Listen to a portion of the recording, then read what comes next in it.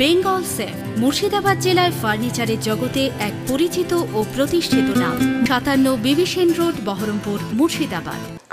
নওদা ত্রিমোহিনী এলাকায় জনসমাবেশ। শুক্রবার বিকেলে ভারতীয় সংবিধান রক্ষা মঞ্চের উদ্যোগে এই জনসমাবেশ অনুষ্ঠিত হয় অয়েল মার্ট প্রাঙ্গণে। ভারতবর্ষের বর্তমান পরিস্থিতি দেখে সরকারের ওয়াকফ আইন সংশোধনের নামে যে কালা কানুন পাশ করতে চাইছে কেন্দ্র সরকার, তারই প্রতিবাদে এই জনসমাবেশ অনুষ্ঠিত হয়। এনআরসির সময় ভারতীয় সংবিধান রক্ষা মঞ্চের নামে সংগঠন গড়ে ওঠে। সেই সময় প্রচুর এনআরসি নিয়ে বিরোধিতা করেছিল এই সংগঠন। এবার ওয়াকফ আইন সংশোধনের নামে যে কালা কানুন পাশ করতে চাইছে তারই প্রতিবাদ জানাচ্ছে এই সংগঠন। আন্দোলন হচ্ছে, তোমাদের মতো মৌলবি মোল্লারাই তো আন্দোলন করছে। আমি তাকে বললাম, ভাই আপনার রক্ষা করার জন্য আজকে অকপের আন্দোলনটা শুধু মুসলিমদের আন্দোলন নয়। যদি এটা ভাবা হয় তাহলে ভুল বন্য আপনি তো একটা শিক্ষিত মানুষ। যদি মৌলবি মোল্লারা যারা আন্দোলন করছে তার ছেলেরা কিন্তু কলকাতার এখন পর্যন্ত এই বিল সংশোধনী প্রত্যাহার না করা হচ্ছে, আমরা মাঠে ময়দানে হাটে ঘাটে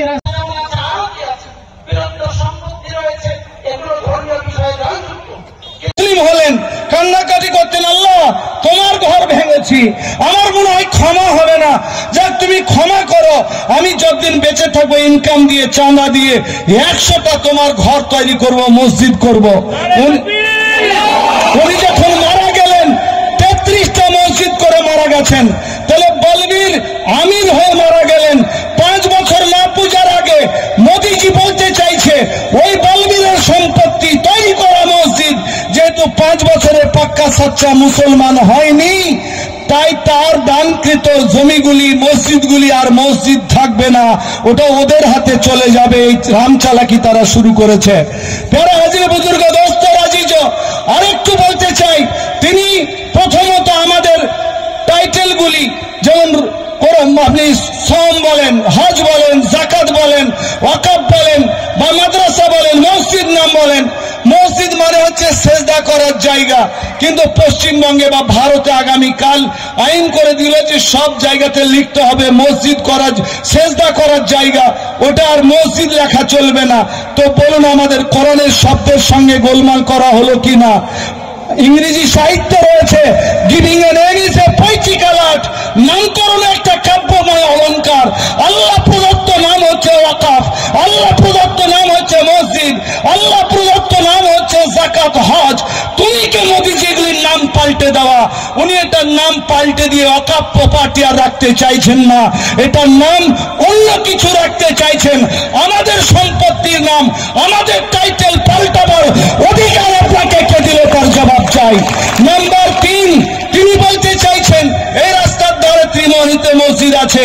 আমি ভেলারাম রাস্তা দিয়ে যাচ্ছিলাম, আমি দিলীপ ঘোষ, আমি হিজড়া শুভেন্দু অধিকারী রাস্তা দিয়ে যাচ্ছিলাম, মেয়ে নাই, ছেলে নাই, মায়া মমতা নাই, মনে হলো এই মসজিদটা আমাদের, এটা মুসলমানদের নয়।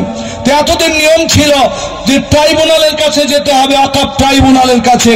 ওয়াকফ ট্রাইব্যুনালে 4 জন সদস্য থাকবেন, একজন জাজ থাকবেন, একজন অ্যাডভোকেট র্যাঙ্কের লোক থাকবেন, একজন অফিসার থাকবেন, আর একজন জেনারেল লোক থাকবেন। এই 4 জনই কিন্তু মুসলমান হবে। এরা যাই রায় দিবে তাই সেটাই সিদ্ধান্ত হবে, কোন কোর্ট সেটাকে উল্টে দিতে পারবে না। মোদীজি বলছেন আগামী দিনে কোন ওয়াকফ সম্পত্তি নিয়ে যদি বিতর্ক দেখা দেয়, তো সেই জেলার, সেই ডিস্ট্রিক্টের যিনি ডিএম হবেন, জেলা শাসক হবেন, তিনি যা বলবেন সেটাই সিদ্ধান্ত। আপনারাই বলুন, আমরা ভারতবর্ষের মাটিতে মেলা ডিএম দেখেছি, কিন্তু আমাদের জমি, আমাদের মাদ্রাসা, মক্তব, খানকা, তবলিগ, জমিয়ত, মসজিদের জমি, কবরস্থানের জমি ডিসিশন দেওয়ার জন্য ডিএমকে কেন আমরা দায়িত্ব দিতে যাইব? আমরা ডিএম এর কোনো দায়িত্ব মানতে রাজি নয়। কাজী বন্ধুবার, এক এক করে ছলে বলে কৌশলে আমাদের কাছ থেকে ওয়াকফ সম্পত্তি ওরা বুঝেছে। এনআরসিতে আমরা ছ্যাঁকা খেয়েছি, বড় বড় ফসড়ি হয়েছে, আবার এরা হয়তো ঘুমিয়ে গেছে। তাই আমরা যদি জেগে জেগে ঘুমাই তাহলে আমাদেরকে কেউ জাগাতে পারবে না। আর সত্যি বাস্তবে যদি ঘুমান তো ইনশাআল্লাহ ইন্নামা ইয়াখশাল্লাহ মিন ইবাদিহিল উলামা, ভেরিলি অনলি উলামা ফিয়াস আল্লাহ ফ্রম হিজ ডিভোটিজ। পৃথিবীর মানচিত্রে আল্লাহর বান্দা সময়ের মধ্যে প্রকৃত আলেম ওলামারাই আল্লাহকে ভয় করে। আমরা ইনশাআল্লাহ আপনাকে, আপনাদেরকে জানানোর জন্য নিবেদিত প্রাণবন্ত অ্যাকর্ডিং টু ইন্ডিয়া আপনাদেরকে জাগাবো, আপনারা সাড়া দিবেন কিনা বলুন।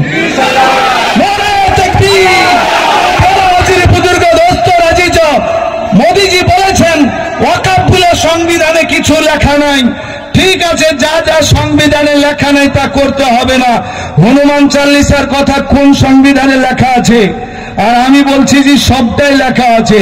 হনুমান চাল্লিশাও আছে, আর 33 কোটি দেবদেবীর পূজা করবা সেটাও আছে, আমরা একাত্মবাদের উপাসনা করব সেটাও আছে। কিন্তু আপনি তো পড়েন নাই। ভারতবর্ষে যদি একটা কুইজ জিজ্ঞাসা করা হয় যে এমন MA পাস করার লোকের নাম বলেন যার সামনে জীবনে অন্য কেউ দ্বিতীয় জন পড়েনি, তো সেই কুইজটা মনে রাখবেন আমাদের ছেলেরা। তার নাম নরেন্দ্র মোদীজি, যিনি MA পাস করেছেন কিন্তু 1 থেকে MA পর্যন্ত কোনো তার সতীর্থ নাই, শিক্ষার্থী নাই, সাথী নাই।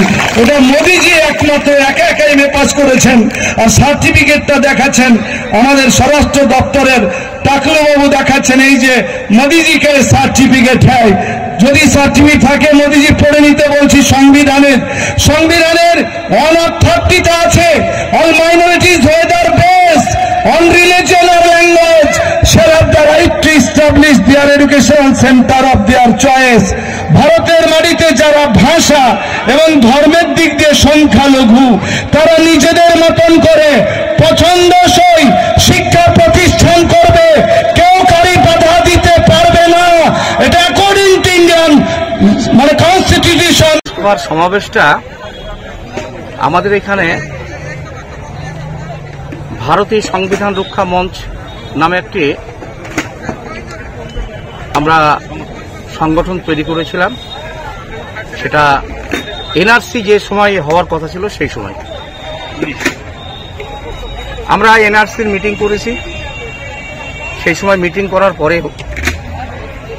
নুপুর শর্মাকে নিয়ে আমরা এই সংগঠন থেকেই আমরা আন্দোলন করেছি।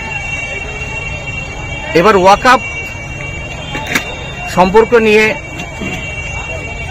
মোদীজি যে খেলাটা খেলতে চাইছে, ওয়াকফ সম্পত্তি বিল যে পাস করার চেষ্টা করছে, তার প্রতিবাদে আমরা আজকে এই জনসভাটা করলাম। কোথায় করলেন? আমরা জনসভাটা করলাম ত্রিমোহিনী পার্শ্ববর্তী মাঠ, উল্লাসপুর অয়েল মাঠ বলছে এটা। আপনার নাম? আমার নাম কালু মণ্ডল, আমি এই সংগঠনের সম্পাদক। বেঙ্গল সেফ মুর্শিদাবাদ জেলায় ফার্নিচারের জগতে এক পরিচিত ও প্রতিষ্ঠিত নাম।